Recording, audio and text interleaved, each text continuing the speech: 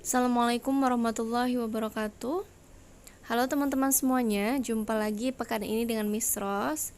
Seperti biasa, kalau jumpa dengan Miss Ros berarti kita belajar matematika. Oke teman-teman, sebelum belajar, alangkah baiknya kita membaca doa sebelum belajar dulu ya, supaya apa yang kita pelajari semakin diberkahi oleh Allah gitu. Yuk sama-sama kita baca ya. Bismillahirrahmanirrahim. Rabbi zidni ilman warzuqni fahman waj'alni minas solihin. Artinya, ya Allah, tambahkanlah aku ilmu dan berilah aku karunia agar dapat memahaminya, dan jadikanlah aku masuk ke dalam golongan orang-orang yang soleh. Teman-teman, sebelum kita ke materi yang baru, Miss Ros akan sedikit membahas materi pekan lalu yang dimana ini sering terjadi di kehidupan kita sehari-hari. Namun bedanya ini soal dalam bentuk soal cerita. Masih seputar perkalian dan pembagian pecahan. Simak penjelasannya ya. Contoh nomor 1, Pak Heri membeli sepotong bambu panjangnya 2,5 meter. Bambu tersebut akan dipotong menjadi 8 bagian sama panjang. Berapa meter panjang setiap potongan bambu yang dihasilkan oleh Pak Heri? Teman-teman, langkah pengerjaannya adalah teman-teman harus paham dulu maksud dari soalnya itu apa. Nah, apakah ini termasuk pembagian atau perkalian? Dari contoh nomor 1 ini adalah bentuk pembagian. Cara penyelesaiannya adalah harus menggunakan diketahui, ditanya, dan dijawab. Diketahui dari soal, panjang sepotong bambunya tadi adalah 2,5 meter. Kemudian bambu tersebut dipotong menjadi 8 bagian. Pertanyaannya, berapa meter panjang setiap potongan bambunya? Jawab, 2,5 dibagi 8. 2,5 itu sama saja dengan 25/10. Kemudian dibagi 8 atau 8/1. Jika pembagian ingin kita rubah menjadi perkalian, maka 25/10-nya tetap dikali satunya yang tadi di bawah menjadi di atas, 8-nya tadi di atas menjadi di bawah. Kalau sudah seperti ini, bisa langsung kita kerjakan. 25 kali 1 tetap 25, 10 kali 8, 80. Jika kita sederhanakan lagi, menggunakan FPB, berapa? Kira-kira dibagi berapa? Sama-sama dibagi 5 ya. Sama-sama dibagi 5, maka hasilnya adalah 5/16. Contoh yang kedua, ibu memerlukan 2,5 kilo telur untuk membuat seloyang kue bolu. Jika ibu akan membuat 7 loyang, berapa kilo telur yang dibutuhkan? Ini bentuk perkalian ya teman-teman dari soalnya. Cara menyelesaikannya sama seperti tadi nomor 1. Diketahui 1 loyang kue itu dibutuhkan 2,5 kilo telur. Kemudian ibu ingin membuat 7 loyang. Berapa kilo telur yang dibutuhkan? Di sini ada 2 cara ya teman-teman. Cara yang pertama, kita rubah ke dalam bentuk pecahan terlebih dahulu. 2,5 dikali 7. 2,5 sama saja dengan 25/10 dikali 7. Langsung saja kita kalikan, 25 kali 7 sama dengan 175. 10-nya tetap.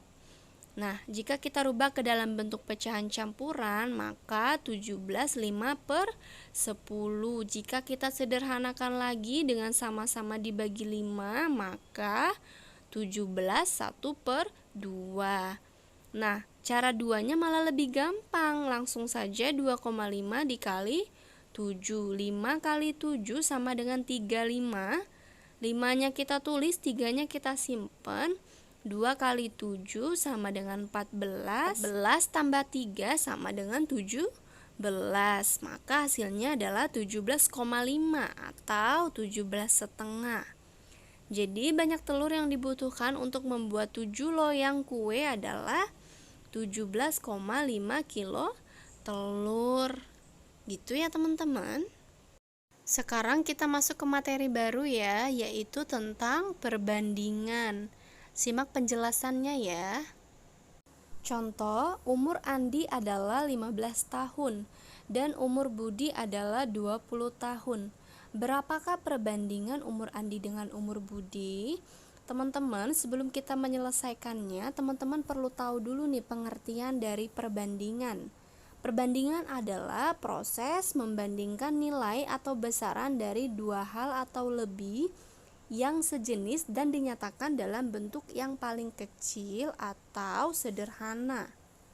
Maksud dari yang sejenis itu adalah misalkan umur dengan umur, sifat dengan sifat, benda dengan benda, dan dinyatakan dalam bentuk yang paling kecil atau sederhana.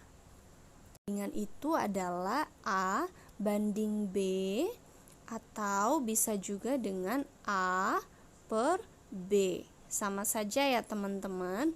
Nah, biar semakin jelas, sekarang kita coba selesaikan dari soal yang di atas. Jawab, umur Andi dan umur Budi, perbandingannya. Nah, umur Andi tadi adalah 15, sedangkan umur Budi adalah 20. Cara menyelesaikannya adalah kita menggunakan FPB atau faktor persekutuan terbesar. Miss Ros tidak tahu apakah teman-teman sebelumnya di kelas 4 sudah belajar atau belum. Namun di sini Miss Ros akan coba bahas sedikit bagaimana cara menentukan FPB dari angka 15 dan 20. Sebelum kita menentukan FPB dengan menggunakan pohon faktor, teman-teman perlu tahu dulu nih, bilangan prima. Apa itu bilangan prima? Bilangan prima itu adalah bilangan-bilangan atau angka-angka yang tidak bisa dibagi lagi oleh angka lain selain dirinya sendiri. Nah, bilangan prima itu ada 2, 3, 5, 7, 11, 13, 17, 19, dan seterusnya. Sekarang kita cari FPB dari angka 15 dan 20 dengan menggunakan pohon faktor. 15 tidak bisa dibagi dengan 2, maka dibagi dengan bilangan prima 3. 15 bagi 3 sama dengan 5. Stop sampai di situ karena itu sudah termasuk bilangan prima. Sekarang 20 dibagi 2 bisa menjadi 10, 10 dibagi 2 bisa menjadi 5. Stop sampai di situ. Sekarang kita faktorisasikan. 15 itu sama saja dengan 3 dikali 5. Kemudian 20 itu adalah 2 pangkat 2 dikali 5. Nah, cara menentukan FPB-nya, teman-teman cari bilangan yang sama. Bilangan sama adalah 5. Jadi, 15 dan 20-nya kita sama-sama bagikan dengan angka 5. Maka 15 bagi 5 sama dengan berapa? Sama dengan 3. Kemudian 20 kita bagikan 5 sama dengan 4. Maka perbandingan umur Andi dengan umur Budi adalah 3/4. Gitu ya teman-teman. Contoh yang kedua, jumlah siswa kelas 6 SD 5 Ki Hajar Dewantara adalah 40 siswa yang terdiri dari siswa laki-laki dan perempuan. Siswa laki-laki berjumlah 15 orang. Berapakah perbandingan jumlah siswa laki-laki dengan siswa perempuan?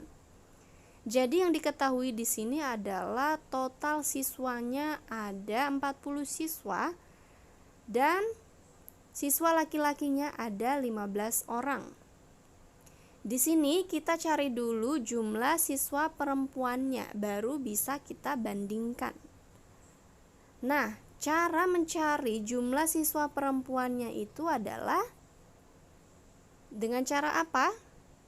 Dengan cara jumlah siswanya 40 siswa dikurang 15 orang siswa laki-lakinya. Barulah kita peroleh jumlah siswa perempuannya. 40 dikurang 15 sama dengan 25. Pertanyaannya adalah perbandingan jumlah siswa laki-laki dengan siswa perempuan. Siswa laki-laki tadi dari soal adalah 15, siswa perempuannya adalah 25. Cara mengerjakannya sama seperti contoh yang tadi, yaitu dengan FPB. FPB dari angka 15 dan 25 adalah angka 5 ya teman-teman. Jadi kita sama-sama bagikan dengan 5. 15 bagi 5 sama dengan berapa?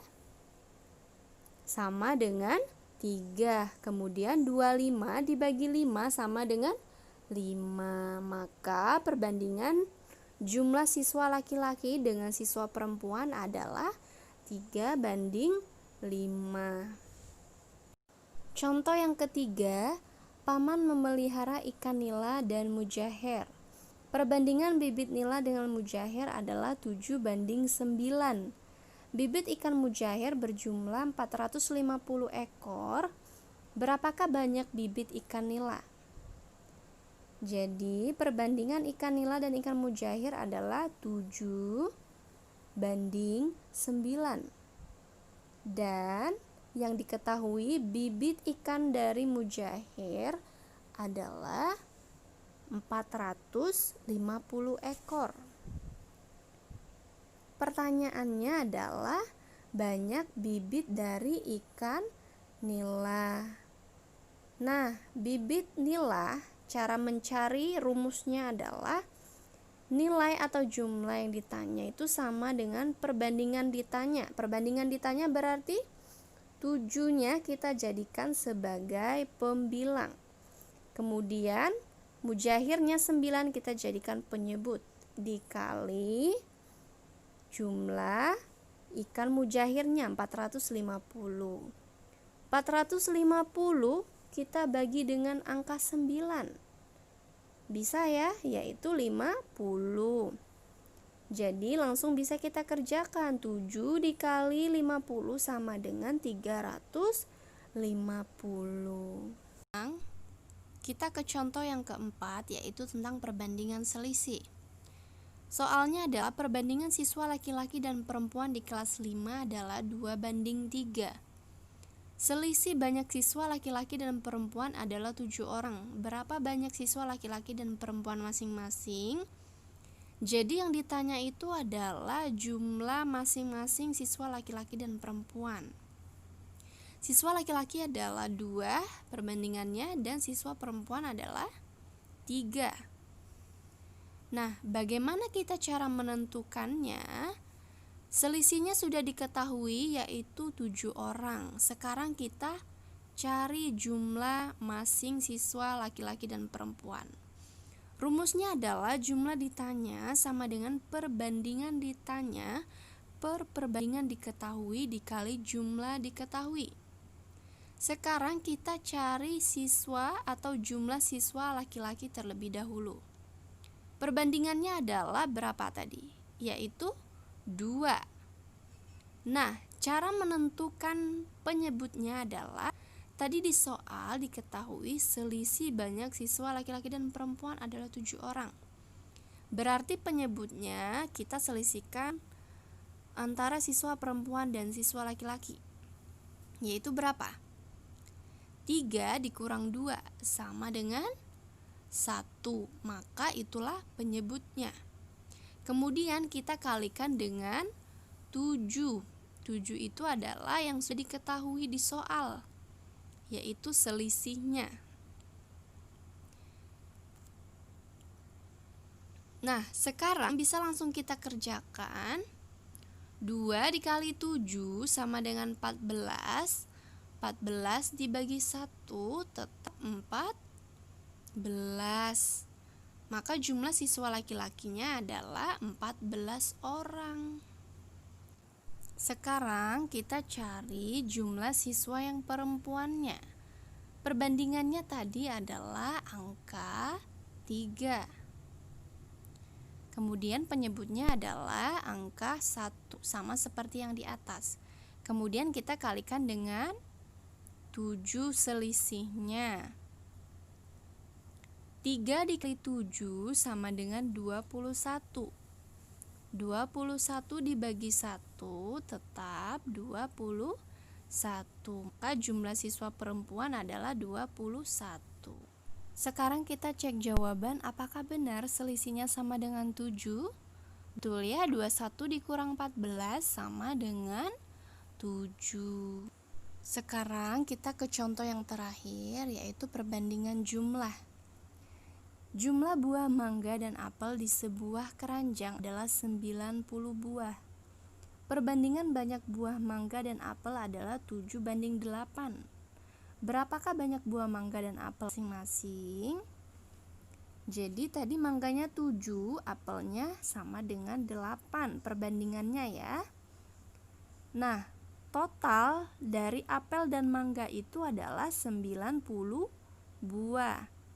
Sekarang kita diminta untuk mencari masing-masing jumlah buah mangga dan buah apel. Cara pengerjaannya yaitu sama dengan rumus sebelumnya. Rumusnya adalah jumlah ditanya sama dengan perbandingan ditanya per perbandingan diketahui dikali jumlah diketahui.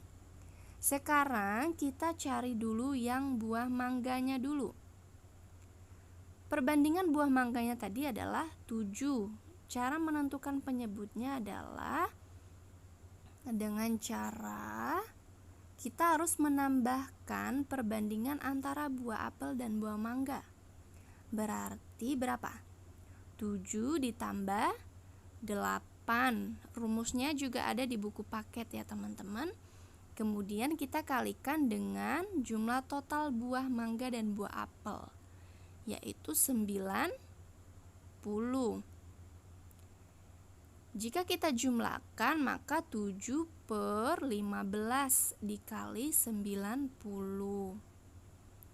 Nah, apakah ada yang bisa kita selesaikan lebih cepat? Ya, 10 dibagi 15 sama dengan 6. 7 dikali 6 sama dengan 42. Sekarang kita cari yang jumlah buah apelnya. Perbandingan buah apel tadi adalah 8, kemudian penyebut tetap sama yaitu 15. 15 ya teman-teman, kemudian dikali dengan 90, sama seperti yang di atas. Nah, 90 dibagi 15 sama seperti yang di atas tadi ya, sama dengan 6. Kemudian 8 dikali 6 sama dengan 48. Maka masing-masing dari buah mangga dan buah apel adalah mangganya 42 buah, kemudian apelnya adalah 48 buah. Cukup sekian materi kita pekan ini ya teman-teman. Makasih atas perhatiannya. Wassalamualaikum warahmatullahi wabarakatuh. Semangat!